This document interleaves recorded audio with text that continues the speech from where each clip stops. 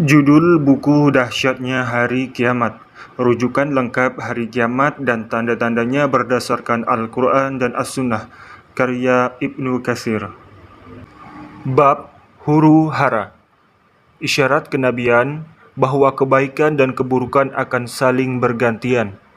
Bukhari berkata, Yahya bin Musa bercerita kepada kami dari Al-Walid, dari Huzaifah bin Yaman.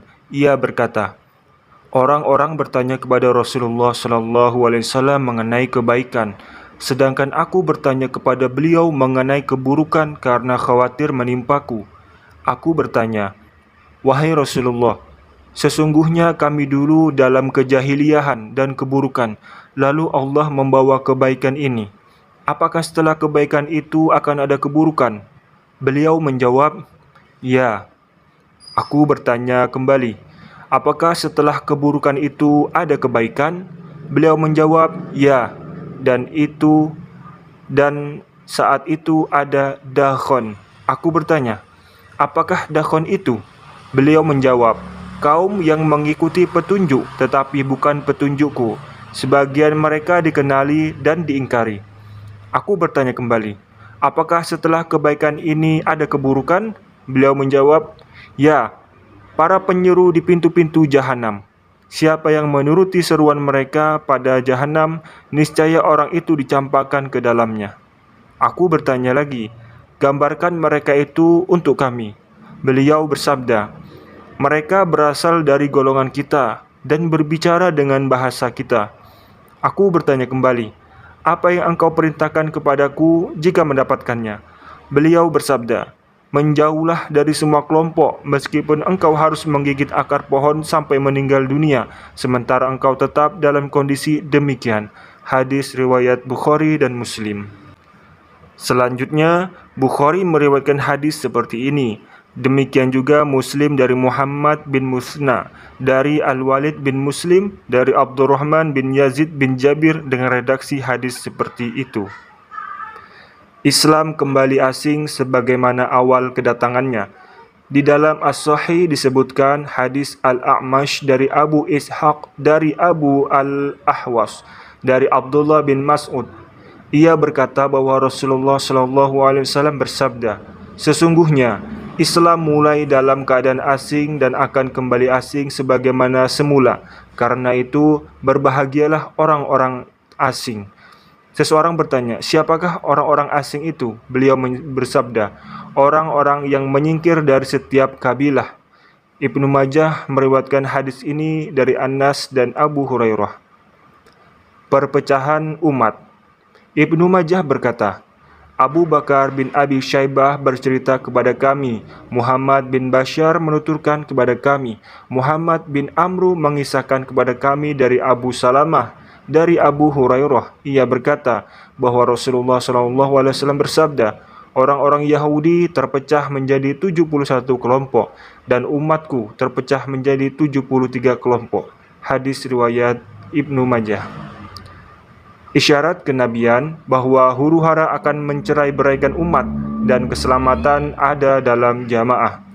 Abu Dawud meriwayatkan dari Wahab, dari Baqiyah, dari Khalid, dari Muhammad bin Amru dengan redaksi serupa.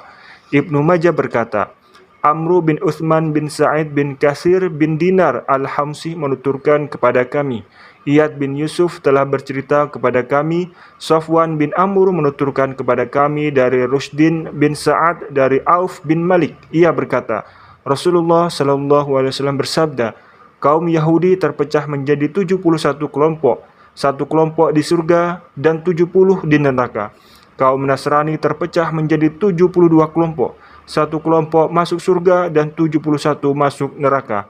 Demi zat yang jiwaku berada di tangannya, umatku niscaya akan terpecah menjadi 73 kelompok. Satu kelompok berada di surga dan 72 berada di neraka. Seseorang bertanya, wahai Rasulullah, siapakah mereka itu?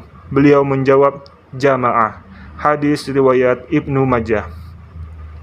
Ia meriwayatkan hadis ini sendirian dan isnadnya tidak ada masalah. Ibnu Majah juga berkata, Hisham Ibnu Amir menuturkan kepada kami, Al-Walid bin Muslim bercerita kepada kami, Abu Amru mengisahkan kepada kami, Qatadah bercerita kepada kami dari Anas bin Malik, ia berkata, Rasulullah Shallallahu Alaihi Wasallam bersabda, sesungguhnya Bani Israel terpecah menjadi 71 kelompok. Sesungguhnya umatku akan terpecah menjadi 72 kelompok. Semuanya ada dalam neraka kecuali satu, yaitu jamaah. Hadis riwayat Ibnu Majah. Isnadnya baik dan kuat menurut As-Sahih. Ibnu Majah meriwayatkan hadis ini sendirian. Abu Dawud meriwayatkan juga hadis Al-Auza'i dari Qatadah, dari Anas, dan Abu Sa'id. Keduanya berkata, Rasulullah Shallallahu Alaihi Wasallam bersabda, akan terjadi perselisihan dan perpecahan di tengah-tengah umatku. Ada kaum yang perkataannya baik, tetapi perbuatannya buruk. Al-Hadis. Abu Daud berkata, Ahmad bin Hanbal dan Muhammad bin Yahya bercerita kepada kami.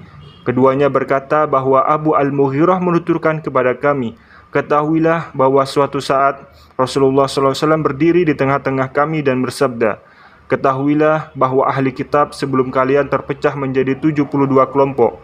Sesungguhnya umat ini akan terpecah menjadi 73 kelompok. 72 masuk ke neraka dan satu lagi masuk ke surga, yaitu jamaah. Hadis riwayat Abu Dawud. Abu Dawud meriwayatkan hadis ini sendirian dengan isnad hasan.